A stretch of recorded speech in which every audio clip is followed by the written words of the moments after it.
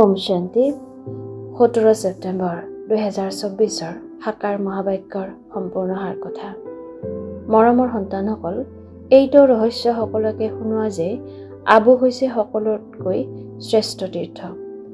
স্বয়ং ভগৱানে ইয়াৰ পৰা সকলোৰে সদ্গতি কৰিছে। প্ৰশ্ন: কোনটো এটা কথা মনুষ্য যদি বুজি যায় তেন্তে ইয়াত ভিৰ লাগি যাব? উত্তৰ: যদিহে মনুষ্যই মুখ্য কথাটি বুজি লয় যে পিতাই যি ৰাজযোগ শিকাইছিল সেয়া এতিয়া পুনৰাই শিকাই আছে, তেওঁ সৰ্বব্যাপী নহয়। পিতা এই সময়ত আবুলৈ আহি বিশ্বত শান্তি স্থাপনা কৰি আছে। তাৰ জড় স্মাৰক দেলৱাৰা মন্দিৰো আছে। আদিদেৱ ইয়াত চৈতন্য ৰূপত বহি আছে। এয়া হৈছে চৈতন্য দেলৱাৰা মন্দিৰ। এইটো কথা বুজি ল'লে তেতিয়া আবুৰ মহিমা লাগি যাব, ভিৰ হৈ যাব। আবুৰ নাম প্ৰসিদ্ধ হৈ গ'লে ইয়াত বহুত আহিব। ধাৰণাৰ বাবে মুখ্য সাৰ: 1.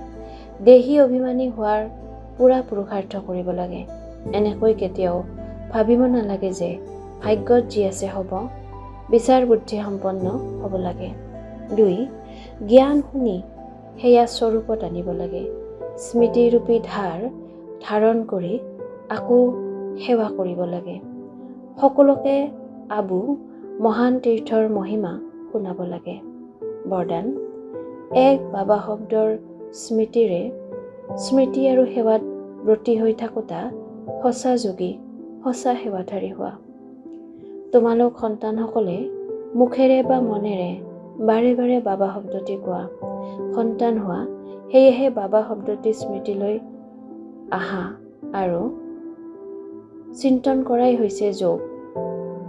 আৰু মুখেৰে বাৰে বাৰে কোৱা যে বাবাই এনেকৈ কয়, বাবাই এইটো ক'লে, এয়াই সেৱা। কিন্তু এই বাবা শব্দটি কোনোবা অন্তৰেৰে কওঁতা, কোনোবা জ্ঞানৰ মগজেৰে কওঁতা। যিসকলে অন্তৰেৰে কয় তেওঁলোকৰ অন্তৰত সদায় প্ৰত্যক্ষ প্ৰাপ্তি, আনন্দ আৰু শক্তি পায়। মগজেৰে কওঁতাসকল পোৱাৰ সময়ত আনন্দিত হয়, সদাকালৰ বাবে নহয়। শ্লোগান: পৰমাত্মা ৰূপী অগ্নিশিখাত উৎসৰ্গিত হোৱাজনেই সঁচা চগাপোক। ইচ্ছা মাত্ৰম অবিদ্যা স্থিতিৰ অনুভৱ কৰিবলৈ আৰু কৰাবলৈ আজিৰ অব্যক্ত সংকেত। এটা শ্ৰেষ্ঠ কৰ্ম কৰিলে তাৰ 100 গুণ সম্পন্ন ফল তোমালোকৰ সন্মুখত আহিব। কিন্তু তোমালোক আধা কল্পৰ ইচ্ছা মাত্ৰম অবিদ্যা হোৱা। ইচ্ছাই ভাল কৰ্ম সমাপ্ত কৰি দিয়ে, ইচ্ছাই স্বচ্ছতা শেষ কৰি দিয়ে আৰু স্বচ্ছতাবিহীন চিন্তা কৰোঁতা কৰি দিয়ে। সেয়েহে এই বিদ্যাৰ পৰা অবিদ্যা হোৱা। ওম শান্তি।